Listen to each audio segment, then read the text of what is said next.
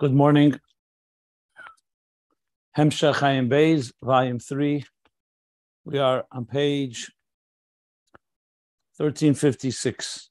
We finished the paragraph on page 1356. Okay. Speaking about Mashpia and Mekabel.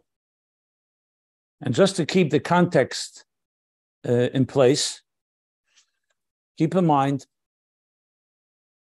that the whole Ayin Beis is about the interface between the divine and existence, between transcendence and immanence, if another way to put it. Havaya, Elokim. And these are two antithetical entities in every possible way.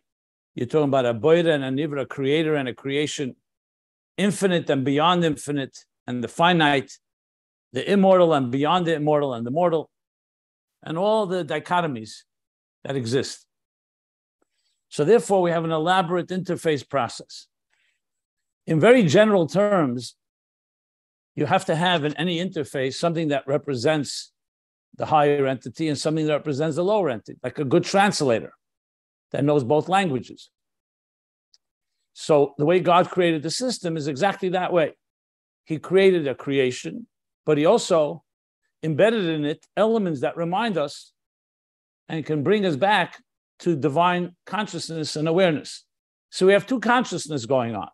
The consciousness of the Yesh, that's existence, and the consciousness of the divine, of the Ayin, and even higher than the Ayin. And these two have to meet. In broad terms, this is the difference between Eris and Kalim. Eris represent more divine energy, divine expression, divine consciousness, divine revelation, you can even say. I'm using language intentionally, Gilui. And Kalim represents existence. Obviously, Kalim is also Kalim of Atzilus, which is also divine. But relative to Eir, it already has an identity called Chachma Binah. So it's a divine identity, but it's an identity. As the Kalim, as we go lower in Ishtalshalis, so the Eiras become more concealed, but they still maintain that element. No matter, even in this world, we have Eir Elokus, we have Eir Ein Sof. It's just very concealed, and you can access it through Aveda, or through a miracle, or Hashgacha Pratis, different ways that we see the divine in our lives. Everybody in their own way. Kalim represent the Mekablim, the recipients, the creation. And these two need to meet. In different terms, that is Mashpia and Mekabel. Or in the language that he's been using here, Zah and Malchus. In broad terms, it's the sun and the moon, but we've also learned that in Mekabel, there's 3 levels of Eir, which we'll get to later. And all of them, if you recall, are all represent the Mekabel, but each one has Eir in them a different way. The moon has Eir, but it's concealed, and it needs the sun to trigger it. The bright stone has light that is assumed.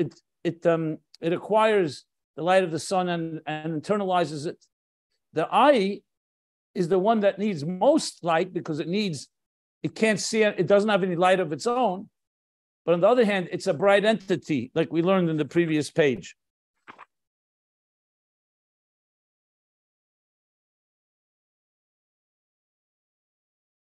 And as we'll learn later, that the eye actually sees.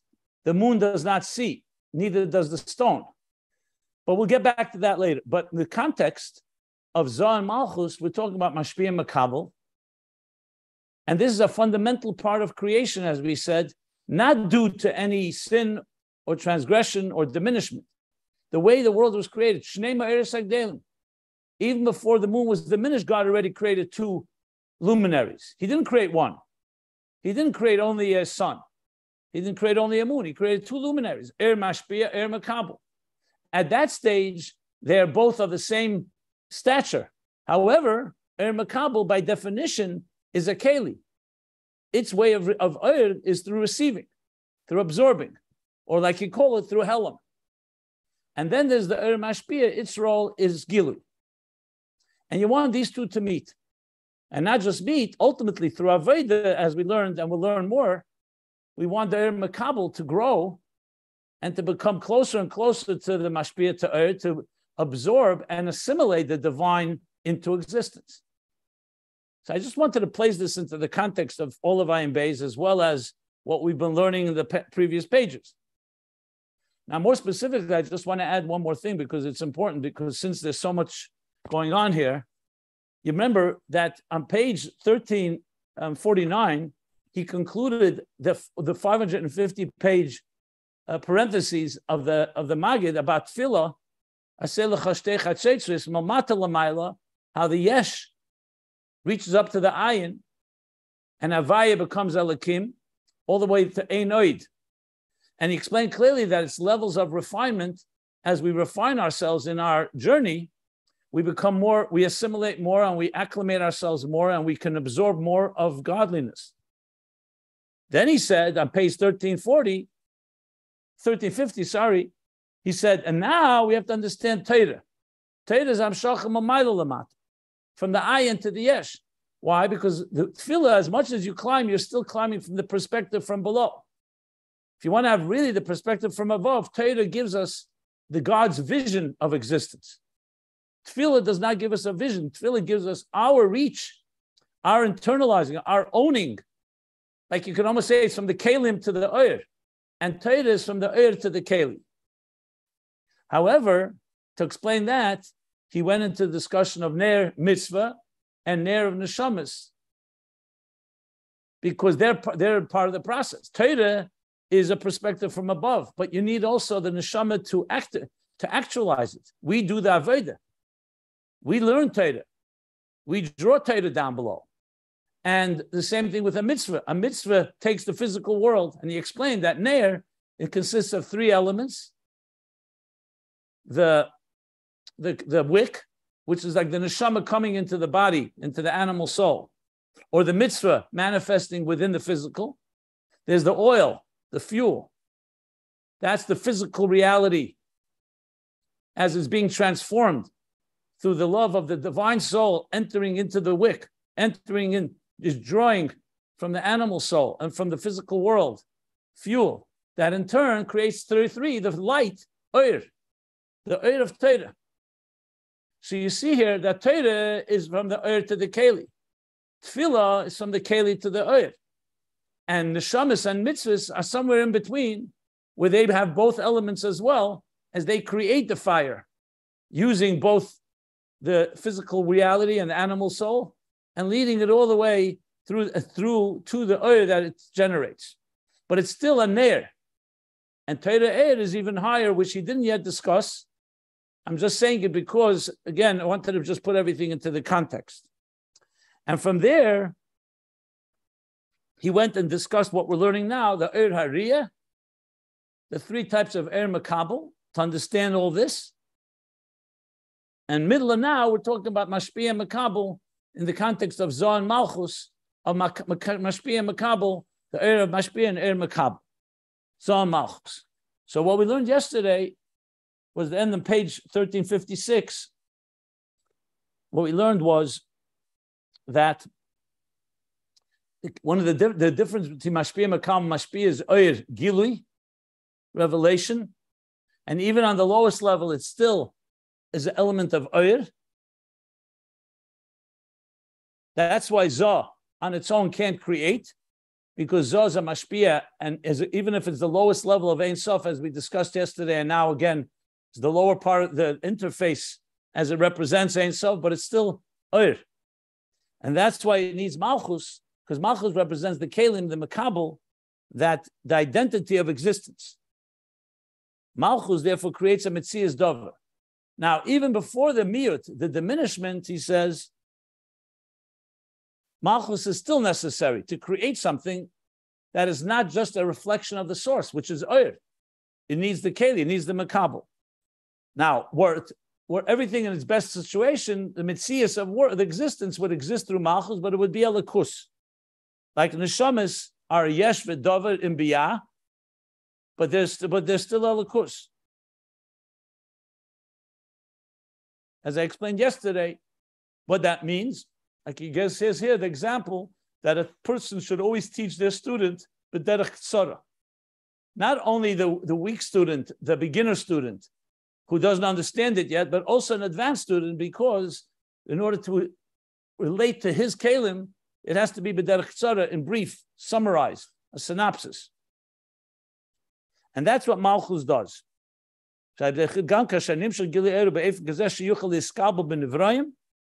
And why is that? Because Malchus is the level of Helam.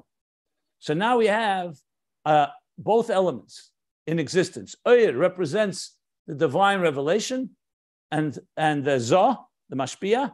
Malchus and Kelim represent the existence that receives.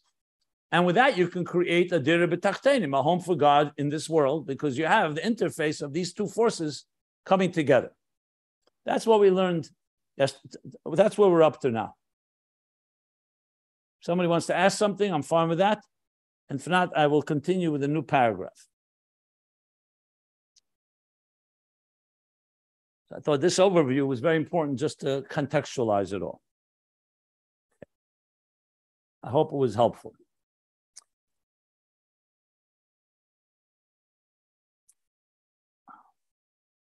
I'll just add one more thing that comes to mind. It also adds a whole dimension to the whole idea of relationships. Because what's a Mashpia and Mekabel at the end of the day? It's a relationship between one and another. One is giving, one is receiving. Both are equals, and they both need each other. But especially in context of relationships, even human relationships. We're talking here the relationship between us and God, but it's also human relationships. Like this month, Ani l'doidi v'doidi li. I am to my beloved, and my beloved to me. What is that? It's exactly Ani l'doidi is the Ani is reaching to the beloved, and the beloved is responding. So it's really a relationship that Mashpia and Mekabel in the fullest sense of the word. I just wanted to broaden it, that this can be applied to everything that we interact with, our relationships, whether it's spousal relationships, romantic relationship, marriage, friends, colleagues, children, parents, etc. Okay. Next paragraph, page 1356. 2/3 down, the paragraph begins, Oid yesh hefresh. Oid yesh hefresh gadol ben Mashpia leMekabel. There's another great difference between Mashpia, transmitter, and recipient and receiver. So just to sum up, the first difference was Mashpia's Gilui, Mekabel is Helam. Revelation, concealment. And we explained what that meant. Concealment as in receiving.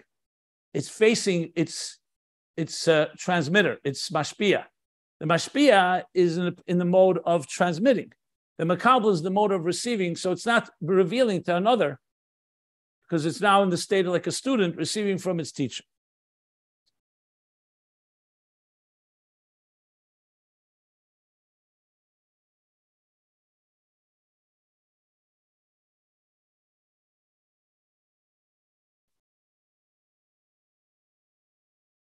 So now the Oid yesh hefresh. There's another difference. The Mashpia who Atzmi, the p.v.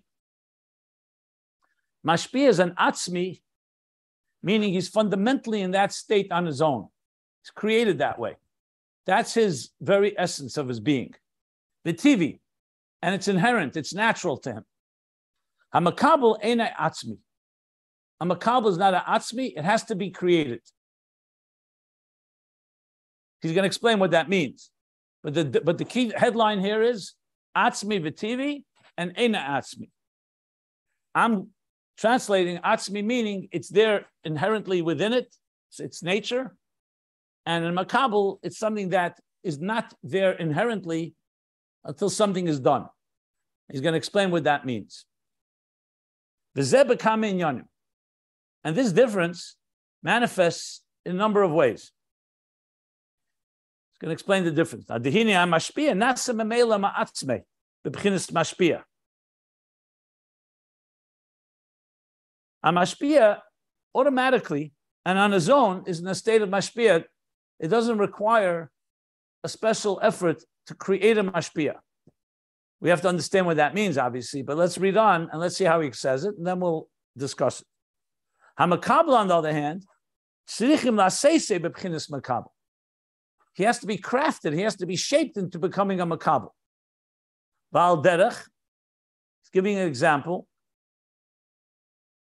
From the Gemara, he talks about husband and wife. He says, Eina isha kereses bris el misha osa keli.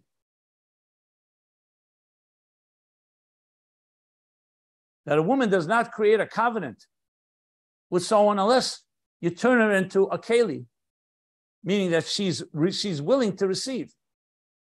If a woman, for example, is not willing to receive from her husband, for whatever reason, she will not have that bond that you need. You can't force it. That means it needs to be done. So he says, what does that mean? The ima yeshu b'chinas Mekabel be'etzem, even though this level is a Mekabel, fundamentally it's a Mekabel. You still need another action to turn the person into that state, the person or the entity, into a receiving mode. In other words, a Mekabel, a student, fundamentally has an element of Kabbalah, but he could also be distracted and not ready to listen to his teacher. I know you could say the same thing with the Mashpia. The teacher also needs to, could also be distracted and not being Mashpia. But let's read on and let's see where he's going with this. I don't want to comment. I want to read it inside, and then we'll explain. Boy, this is so novel. Wow. Yeah. We'll see. Well, let's see where it's going. Because as I just said, seemingly, if they're both be'etzem, before he said actually Zon Malchus is be'etzem, Mashpia be'etzem, and Malchus be'etzem husa Mekabel. But now he's adding the element of Atzmi and p.v and not Atzmi. Let's see where it goes. Yeah. So even though it's a Mekabel be'etzem, nevertheless, you have to make it into a klei. That's what the Chazal is saying. Because why is she not automatically a keli, even though fundamentally she's created that way? Because she has to be in that state. It has to be an approach, just like a student has to feel empty and is ready to absorb, like a sponge, what his teacher is teaching. And the same is when you're mashpia seichel, when intelligence is being conveyed from a teacher to a student. The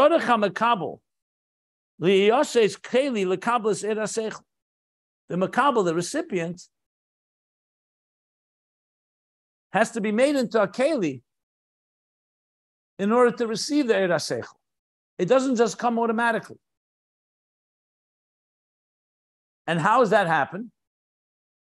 He says, "V'hu shamashpia oisei leklei Kabbalah." That the Mashpia turns him into a keli lekabbalah.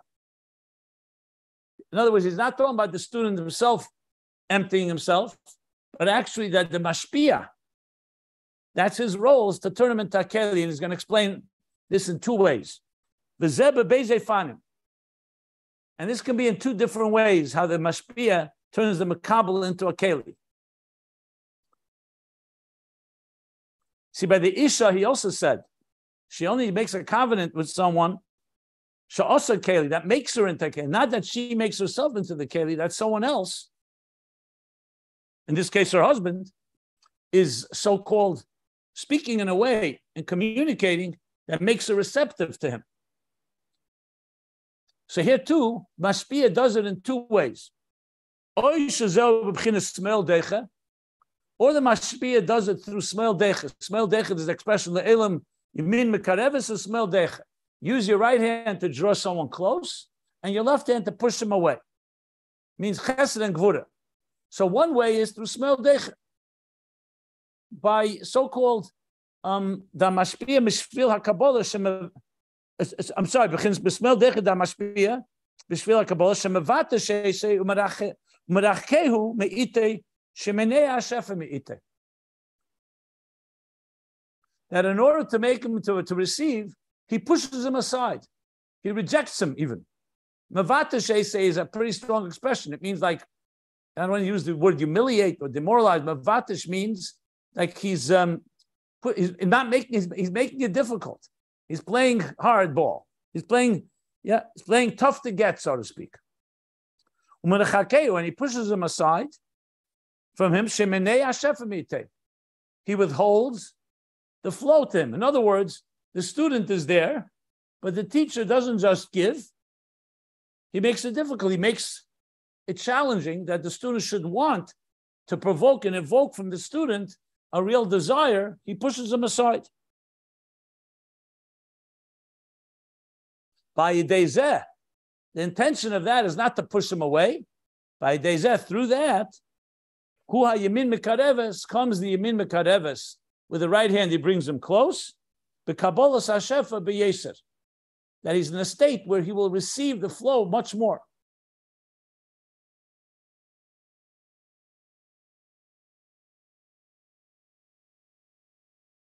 Now let's explain what this means. What does this mean exactly? So the first thing that came to mind, but I don't know if it's accurate. Let me just see one thing. Yeah. I don't know if it's accurate, but there's a famous story with the Rebbe Rashab and the Razah, his brother. There was a chassid who went into the Rebbe Rashab and he was in need of something. And the Rebbe Rashab said, I can't help you. Okay. He left the Yechidus, he left the room, and he was crying. He went in, he needed his bracha, and he didn't get it. The Razah, Rab Zalman, the Rebbe Rashab's older brother, sees the chassid crying, says, what happened? So he says, I went into your brother, I went into the Rebbe, and he refused me. So the Razah knocked on the door, went into his brother, and said, I don't understand. You're a Rebbe. This is why you're a Rebbe. You're a Rebbe to give brachas, not to push people away. So the Rebbe Rashab, and he caused this chassid to go out and cry. So the Rebbe Rashab told him, send him back in. He came back in, he gave him the brachas, and they were fulfilled. So of course the question is, what's going on? If he's going to give him the bracha, why did he have to do it this way? So the explanation, the Rebbe explains it in different places, in different ways, but essentially he needed the chassid to really want it from the depths of his heart. It's easy to ask, but you need sometimes that effort that makes the person true keli. And it was the tears, the fact that he really didn't get it and he felt more desperate, that in a sense opened him up to be able to get the bracha. Now this isn't always the case, obviously. That's the first story that comes to mind when I was reading this. I'm not saying it's exactly the same because there it's not a hashpah seichel, it's a bracha, but the idea. The second thing is that you really need is it's easy for a Mashpia to give ideas. That's what he's good for. He's a teacher. A teacher teaches. But a real good teacher wants the student also to own it. And the student should really absorb it and be able to go back on his own and really make it part of himself. So it's one thing, a student comes to a teacher, teach, and the student's listening. We're not talking about a student that is taking it for granted. Even if he's listening, it's not quite the same as the Yagaita Mitzasi, the effort when he feels really desperate. He really feels the hunger. So in a way, when the teacher says, I'm not ready to teach yet, or you're not ready yet, and the student then builds up this tzimoyin, this thirst, that causes the keli to become, even though the student has a keli, but the keli should really be ready and receptive to receive, and then the flow is much stronger and, of course, much more internalized. That's how I would explain this piece. And that's what the Mashpia, that's Eifin Aleph, the first way that the Mashpia makes a keli out of his student. By first pushing him aside or rejecting him with the intention to a keli that he'll want it, and therefore the flow will come even more. Now, in the parentheses, you know what, let me stop if anybody wants to ask anything. No, when you said play hard to get, I thought it was Mekabel that was playing hard to get, but it's Mashpia. Wow, I don't like the expression playing hard to get. I don't think that's a good way to put it here. I said that expression because it's a cliche. I think here it's more not so play hard to get. It's to make it. It's to sharpen the teacher, the student's will and desire to be part of this. You know. It's like when the Rebbe Fabring, then it was a Fabring in every minute, 24/7. It wouldn't be the same thing. It was like a Fabring, and you knew it was a special thing. It didn't happen every day. And in a way, like it caused you to want it. And when the Rebbe like didn't say, I'm not going to farbring, it deepened the desire that the next farbring, you listen better, and so on. But that's in broader terms. Here, he's speaking very specifically. Now, obviously, I want to qualify this. We live in an age where we talk always about chesed and kindness and not pushing people away. You'll say, how does this stem with 1 second? If that's the attitude, every Chabad house, every person who's teacher should first tell people, hey, before I teach you, I'm going to push you aside. Because obviously we're dealing in a situation where you're dealing with people who have never learned, or tinik shenishba, and they already have the hunger. So that's not, he's talking here, obviously a student that's ready and will understand. We're not talking about a student, you push him aside, he'll never come back. So we're not talking about that scenario, clearly. Here he's talking about a student that's a student of this teacher. And he's coming to his teacher to hear a class or to hear a shir or hear an idea. And the teacher realizes that the student needs more work to chisel the keli, so to speak. So that's what we're discussing. I just want to qualify. This is not every person you meet that says, I want to learn with you. No, because that may not work. And it has to be part of the process. Okay. Now, in the parentheses, the Rebbe Rashab adds in this first Eifen another aspect. Oi, or this is not Ayin Beis. Ayin Beis comes after the parentheses. In this first method that the teacher makes the keli out of the student, he says, Oisha Mekabel Atzmi. Now it's coming from the recipient. This was from the teacher. The teacher pushed him aside. Now he's saying the Mekabel himself, Mashpia Atzmi, Bli Yitztarech Latchia da Mashpia Atzmi. He himself imposes on himself a level of bittul. He lowers himself to make himself more bottle. So he doesn't need to have the tchiyah from the mashpia. The mashpia doesn't have to be mavatlim. The mashpia does not have to cause him to feel that thirst because he himself has lowered himself. No, the mashpia recognizes that the student has really prepared himself.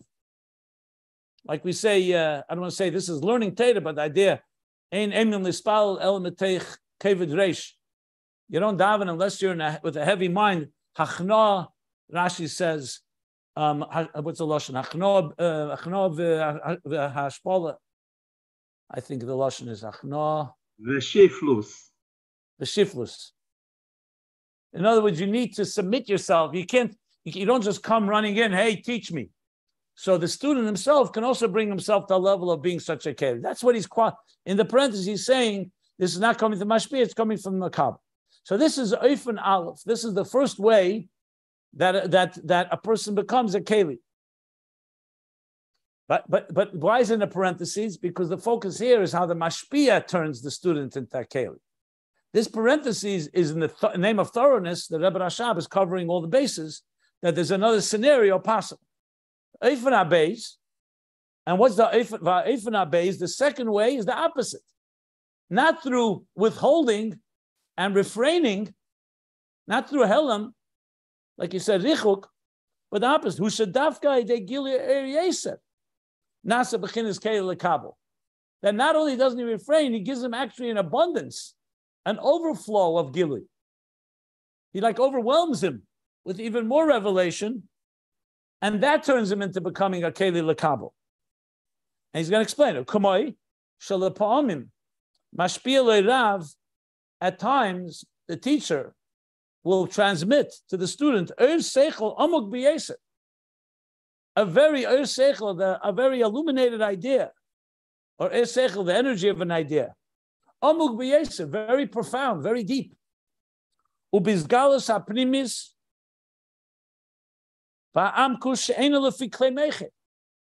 And with an inner and profound and deep, intimate revelation that's not it's beyond the kalim, the container of the student.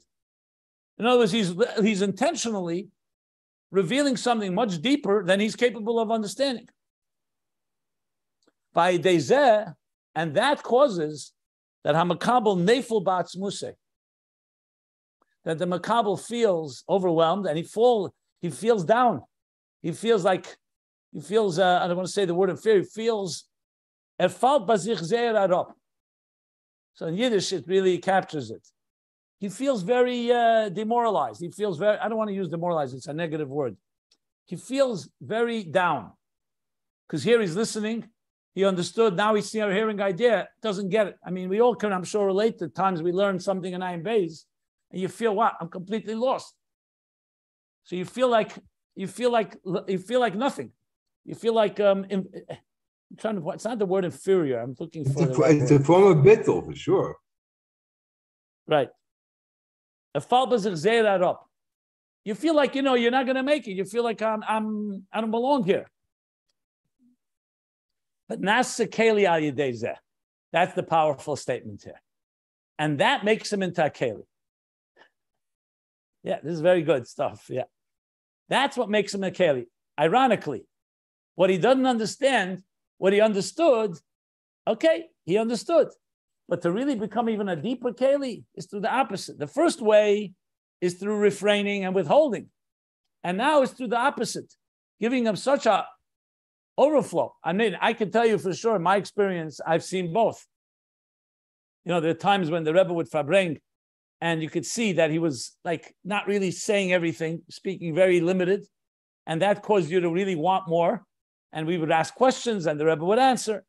And we know for sure the Rebbe said a number of times, I'm talking about Eif and Aleph.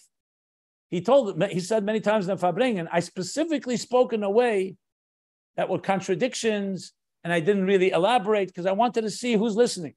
I wanted to see if people really want to hear. I remember the Rebbe wrote to me this several times. He said that he was waiting for this question. He especially spoke in a way, leaving something not finished. That created, obviously, a bigger keli, because now you want to understand. If the Rebbe had explained it all, okay, it would be nice, but it wouldn't have had the same hunger, the same drive. That's the one way. And there were times the opposite, that the Rebbe would speak in such a way, it was completely over our heads. I remember Tov Shalamed Hey Yutas Kislev. That stands out to me. The Rambam, the Sima Rambam, later was published. And many other times. I remember Sikh Sheftim, Tovshin Memches. A few other times the Rebbe spoke something very deep Chassidus, and it was like, but what did it do? It made you feel like you don't know anything. You feel like you felt completely like, I don't know anything. And that, in turn, you work hard to try to figure it out, because you have another bottom line, you're not in your comfort zone. Either way, the first Eifin through refraining, and the second Eifin through overwhelming. V'nasa keli al yedei zeh. V'hainu, in the parentheses, hainu kasher keli kleimeche mugushamim. So he spells out what that means. When the kleimeche, the container of his mind, is somewhat crass, megusham. It's crass, it's coarse. What's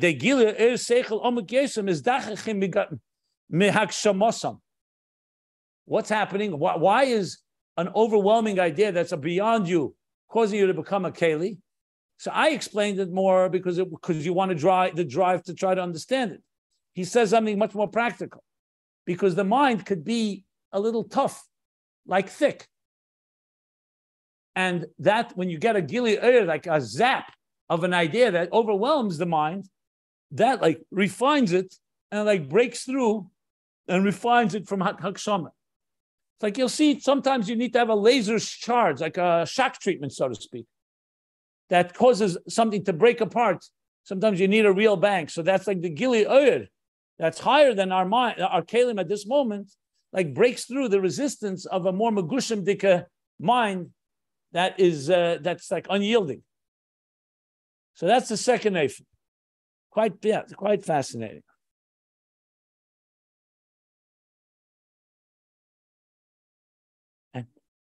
Any questions? Because he's now going to say both Eifanim are actually coming from the same root. They're both Gevura. One is Gevura through tzimtzum, through concealing, and one is Gevura through intensity. Remember, we learned about Takbeirus Achayis. Gevura can mean withholding, limiting, but Gevura could also mean intensity. Takbeirus Achayis is an intense energy. He's going to explain now. But before we read on, any questions? Most teachers, including yourself, knew this before you learned it from the Rebbe Rashab. Is this something you automatically know or you have to learn? It's an amazing thing to me. I never even thought of these. Yeah. It's like, listen, when a person's like a hard rock, sometimes the only way is you got to do something that's, that shakes it up. And this zap with this flow, or this overflow can do that. I mean, you see it many times, like when you're cleaning something. Let's say you're cleaning something, you can't get rid of a piece of dirt. What do? You there's such a surge. Let's say a hose, you really hose it down with so much pressure and intensity to just like dislodge the resistance.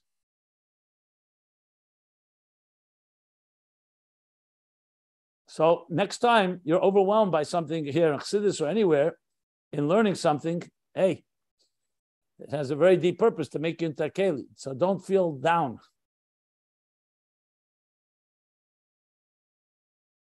Okay. Who gam came b'chinas Gevuros. Next page. I turned the page 1357. This too, the second eifin is also Gevura. The hainu riba masha keli eini chel lekabel.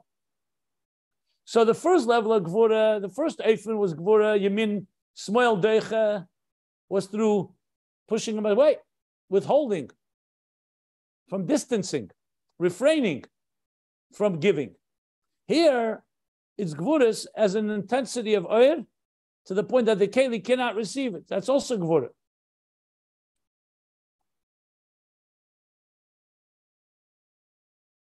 It's like, sometimes you talk about killing someone with love.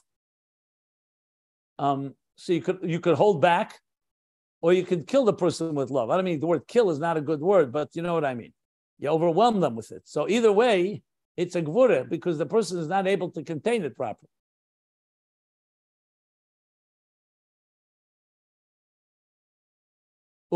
He spells out, he's using an example from Ukumay Oires de Tayu, the parentheses, like the energies of the world of Tayu, Shem B'chinas Gevuros Kaneda. We know they're very intense energies. They come from Gevura. They're intense. In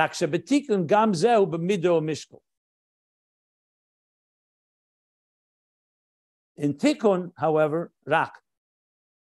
Even Gevura is with measure and weighed. It's somewhat measured. It's not just completely unfettered Gevura.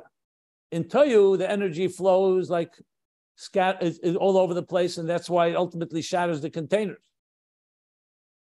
Here in Tikkun, we're not talking about shattering the containers. We're talking about overwhelming them, but to the point that it dislodges and opens them up to become a keli. So he's bringing it to you just to point out that there's Gevuros of intensity, but in Tikkun it's intensity, but with a midah and mishkel, with some measure. I believe that's what he's saying here, because he's clearly doesn't want to come to a point of shviras hakelim. He's not talking about shattering the containers. He's talking about refining them, that they should be receptive. So he's clearly talking about tikkun, but he's talking about in a way that's more than the regular flow. Yeah. The eich sheyiyah, meaning no matter what eifin we're talking, whether it's eifin aleph or eifin beis, eich sheyiyah, however it is, haritzorach liyas asiyas hakeli. The bottom line of this whole piece was, this was the two ways you do it. But the bottom line is that you need to have an effort to make a keli. Remember, the whole point here is that Mashpia doesn't need an effort. And to make a keli, you need an effort. And he explained how that effort is done, either through refraining or from overwhelming abundance of light. Either way, you need that effort to make the keli. Mashpia, as he said earlier, does not need this type of effort. We still have to understand why. Doesn't the Mashpia have to get into the mode of being Mashpia? He could just sit and learn on his own. He has to want to come to his student. He has to want to approach the student, wants to deliver, explain, prepare himself. But obviously, it's not quite the way you create a keli. I'm not sure whether he's going to say more or not. If he doesn't, I'll explain it further. But I just want to point out, that's what he was saying, different between Mashpia and Mekabel. So to go back to the opening line of the paragraph, Mashpia Atzmi v.t.v. Mekabel Eina Atzmi, which means even though he's be'etzem a Mekabel, but you need you need work to turn him into a klei Kabbalah. They should actually be in the mode of receiving and the different ways that we get to that point. He actually spent 3 ways, really. 2 from the Mashpia, either refraining or overwhelming, and 1 through the Mekabel that he himself humbles himself. He's Mashpia Atzmi. But he said in the parentheses. Okay. Now he's going to go back to Malchus and Zoh. So before I do that, anyone want to ask anything?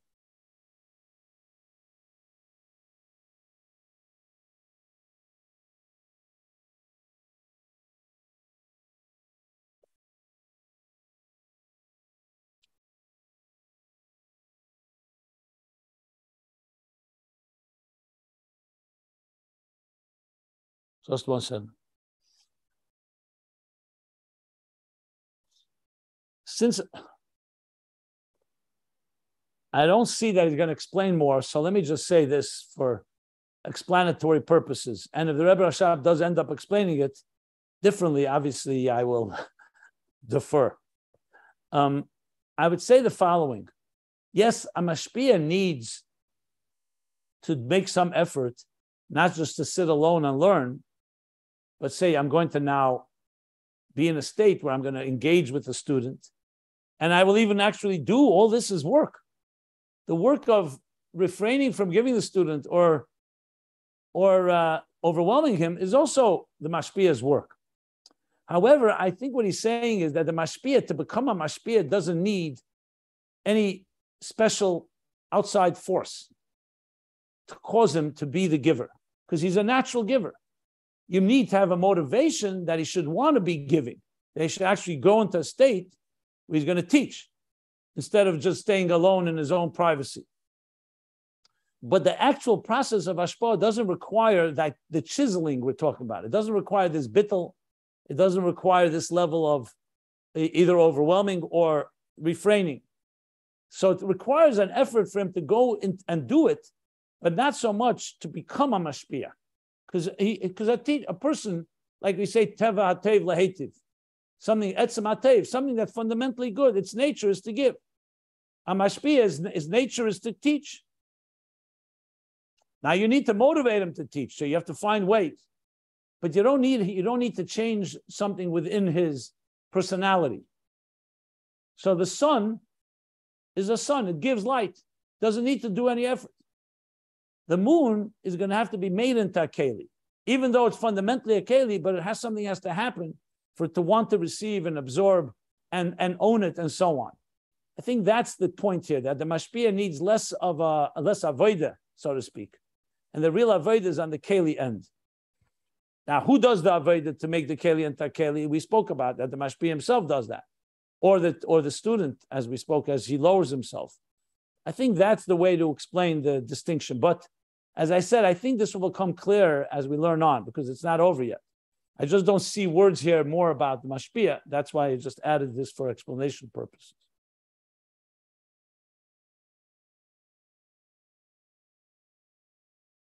So let's read on a bit more. So just as we just said how it is, lamata, meaning below, in transmission of ideas from teacher to student, also lamayla b'chinas Malchus tzorech liyas asiyas hakeli. Malchus, which is a Mekabel, you need to have the effort of making it into keli. It doesn't just come natural. And what is that? In Kabbalistic terminology, that is hu b'chinas hey Gevuros de ima shenimshachem b'yeseda.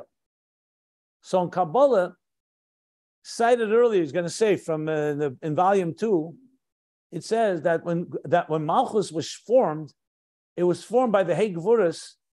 Binah has 5 Gevuros, 5 different forms of severities. And those Gevuros that are nimshal b'yeseda of Malchus. So we learned, Commission is Borlil, Dibra Maskul, B'yem Hashmini Atzeres HaGimel. So in the beginning of volume 2, close to the beginning, he says, page 693, he spoke about three different Gevuros, three different sets of Hey Gevuros that impact Malchus. One is in the very formation of Malchus. One is, I think, in the Tikkun of Malchus, and the third is in the Aliyah of Malchus, if I recall correctly. But what's relevant here is Yeseda. The Yesod of Malchus was shaped by Hey Gevuros. Why? Because Malchus itself, like the student, may be conducive to be a Keli, but it needs to be shaped into a Keli. So it's the Hey Gevuros of Ima that caused, like the Hey Gevuros of the teacher, the Gevuros, either through withholding or through overwhelming, like we spoke about, that in Malchus, that causes Malchus to be Asiyas HaKeli, to be a Keli.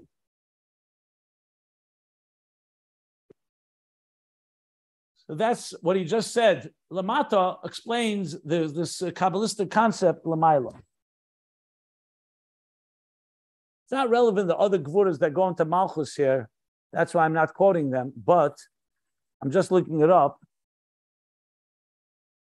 Yeseda.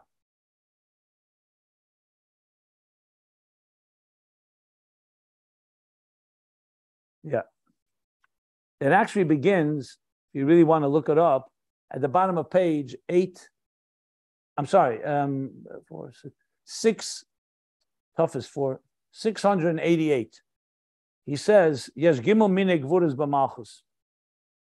It says Binah.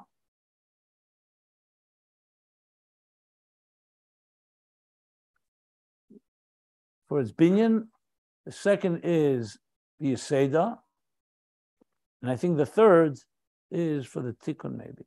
I don't remember now.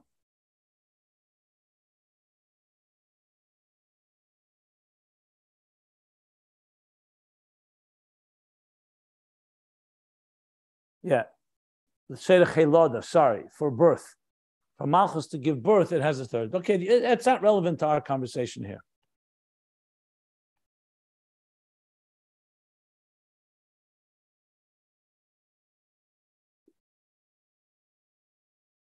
I'll read a little more since we started a bit late, so I'll read a little more. Va'oid, and additionally, Mashpia, the Mashpia is Mashpia Atzmi.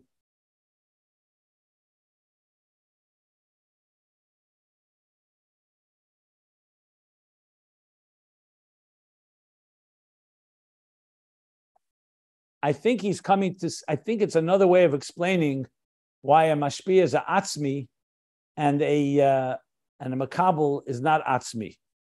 So he says like this, the Mashpia, he transmits Oyer Ba'atzmi from himself. Vashpohi Matzmuse. So he doesn't need any other force to cause him to be Mashpia. He has it within him. The sun was created to give off light. A teacher has the intelligence he needs. He doesn't need someone else to tell him what to teach. So it comes ma'atzmei from within, from him, from his own initiative.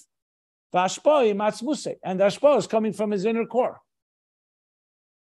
So two things: it's coming from himself, not from any other force, and it's coming from within himself.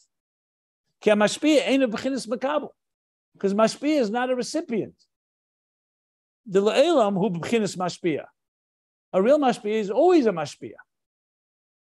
Now we understand that every teacher was once a student, but he's talking now in the category of a mashpia, like the sun, or a mashpia, not necessarily a born mashpia, but so once he's a mashpia, that's what he is. He's in a state of mashpia. He's not in a state of Kabbalah.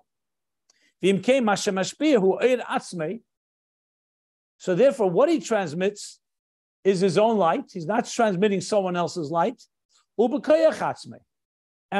with his own initiative, with his own, at his own volition, with his own power. In other words, there's no other force except from within himself where this hashpah is coming from. By Mekabel, on the other hand, by Mekabel mashpia mashu Mekabel. The Mekabel that's mashpia, he's not mashpia what's within himself, he's mashpia what he received. That's why he's a Mekabel. So firstly, what is mashpia? The actual ideas is coming from somewhere, and it's also coming from the power that he received. the koyach, with the power that he was receiving, that gives him the power to give Mashpia. Ki Mekabel ein le'er ma'atzmei, because a true Mekabel doesn't have any energy of his own, light, lashpia, to transmit. But he qualifies what that means, because we did say the Levana, for example, has oyer be'etzem. However, it's not oyer of hashpa, it's oyer of a Mekabel. That's what it means. He doesn't have oyer. He's not a mashpia be'etzem. So whatever he is, doesn't have the natural capacity to give off. And what he transmits is what he receives. So that's number one, what he transmits, and also how he transmits. He doesn't mashpia with his own strength. Even the that he does have is not coming from his own initiative, his own strength. He's essentially, with the power that he is receiving from the Mashpia, that's giving him the power to be Mashpia. It's not coming from within himself. Now we need to understand what that means with the moon, but we're going to be discussing later. Right now he's just stating difference between Mashpia and Mekabel. Shari b'chinas Malchus, he gamkem b'chinas Mashpia, because the fact is Malchus is also Mashpia. We know that Malchus transmits into Biyah. And yet, it's a Mekabel that's Mashpia. U'kaneda dechol hashpa'as b'Biyah u'mebchinas Malchus. As it's known, all the transmissions into Bri, Yitzir, and Asiyah comes from Malchus. However, Rakseu ayidei shehi b'chinas Mekabel, ayidei zeu Mashpia. But that's different than Zoh to Malchus. Zoh is Mashpia what it has, and on its own to Malchus. Malchus is Mashpia to Biyah, that which is Mekabel, ayidei zeu Mashpia. What it receives from above it, that's what it transmits. We actually learned this just a few pages back, on bottom of 1350. So the question is, Amunah Kol Zeis is Lashon Nekeva. V'kaim Aleinu is Lashon Zachar. Lashon Nukva v'Lashon Tchad. So how does it stem? Lekeva is Mekabel, Tchad is, so the answer is, V'hainu shi b'chinas Mekabel, Mizah, Mashpia, B'biyah. Because Malchus is both. It's a Mekabel from Zah, that's why it's Nekeva, Zois, and Kaim Aleinu, and it's Kaim Aleinu, meaning from, and there's Mashpia from what it's Mekabel, it transmits into Biyah, and that's Zachar, Ashpa. Harida Ashpa, Shalom, Eina b'chinas Eir Atzma, which means its transmission is not its own energy and light, but loy b'koyach Atzma, and not with its own power, Ki'im ha'yedei shemekabelas mizah, but rather through what it receives from Zah, that's the energy it transmits, and that's the power it has to transmit.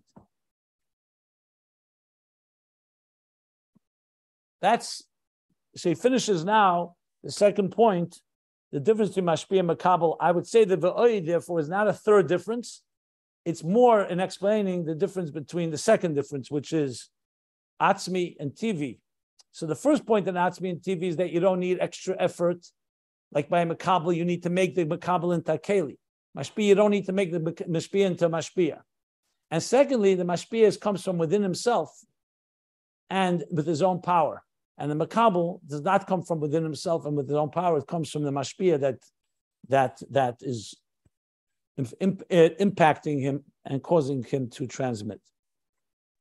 I don't have any. I can't see any example of a real Mashpia that didn't get it without being a Mekabel. I mean, except for the Eibishter. Well, the real example is the sun in physical terms. As far as human beings, teacher goes, the way I would say, once a person, listen, everyone began as a Talmud. Everyone. Every Mashpia, every Rebbe was a chassid of his previous Rebbe. Exactly. Right. And every student was a student of his teacher. I think what he means to say is once you're in a state of Mashpia, so obviously, till you got to that state.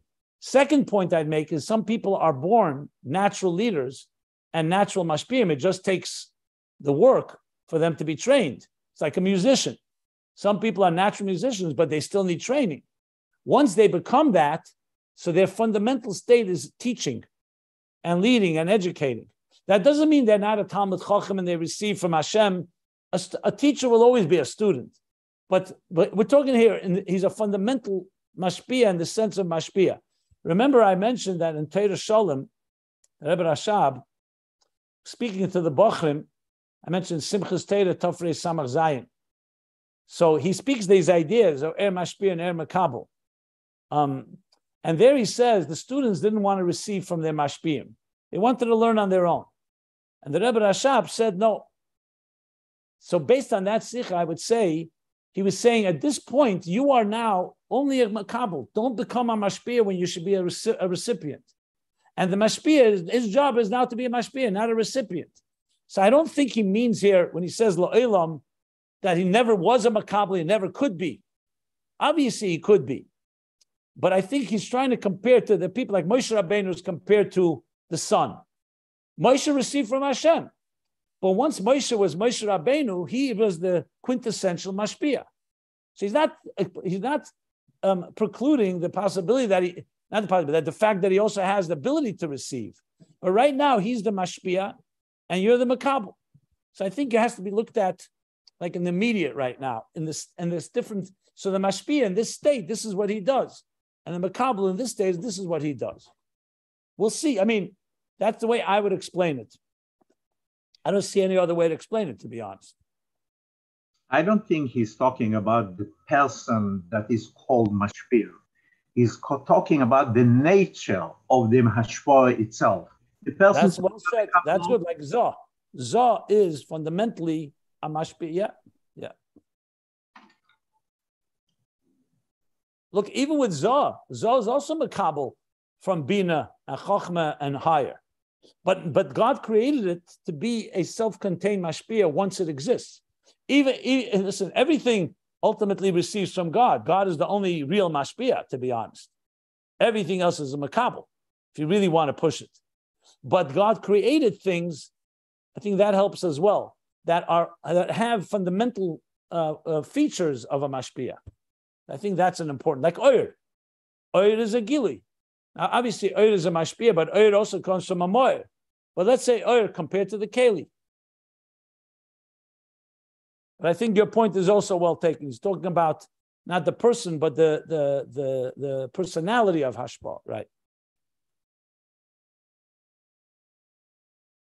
Look, I think it's also important to remember, very practically speaking, we live in a world where everybody thinks that they have an opinion. And the boundaries between someone who's a true Mashpia and someone who's a Mekabel is quite blurred for many. You come into a situation, everybody's an expert. And I think it's important to understand that in areas there are experts and there are people who are not experts. Frierdiker Rebbe says in the Sikha that today all soldiers think they're generals. He says we need an army where the generals know they're soldiers. Anyway, I think, that's the point.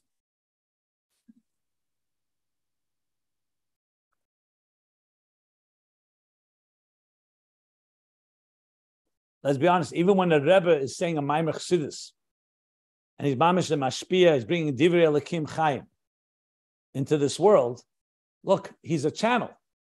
He's channeling what he's receiving from God. Shechina medaberes mitargrene. Shechina speaking through his throat, through his mouth, through his words. So he's fundamentally a Mekabel. See, but that's not a contradiction to this. That's a given. We're talking now the recipients from the Rebbe when he's saying the Maimer. So he's being Mashpia the words, and the recipients are absorbing the words. Yeah. That's state of beings. That's state of mind. Very good. Anybody want? Moshe Kibel.